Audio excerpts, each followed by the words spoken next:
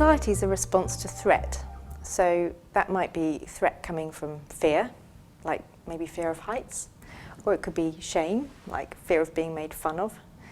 And there's a number of things that can happen. You get physical symptoms, maybe your heart starts to race, you get shortness of breath, hot sometimes.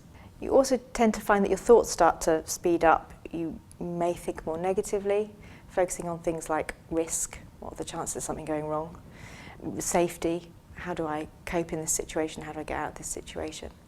And people tend to cope with anxiety by avoiding a lot.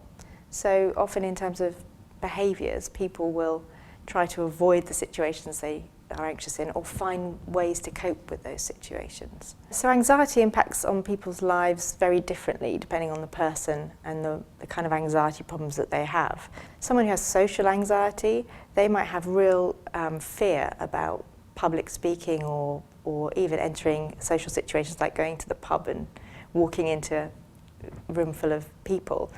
And the impact can be that people's world shrinks, really, because anxiety is so uncomfortable to experience. People find all sorts of ways to either not do things, or they find ways to cope with doing things that then become a problem in themselves. Anxiety is something that everyone experiences, so it's normal. It's a normal human response.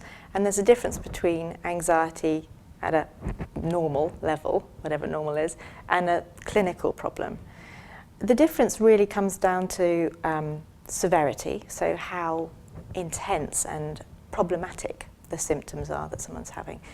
The duration, so maybe how long they've had the problem for, and perhaps most importantly, the level of distress that it causes. So that might be the impact it has on somebody's life and what they can and can't do. Or it might be how they see themselves. They might start to view themselves very negatively. Sometimes people say, I'm not the person I used to be.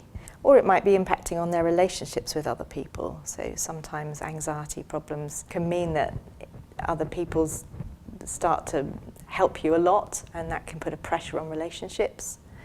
There's a number of ways in which it can impact, but it's really about how severe, how long, and how distressing it can be.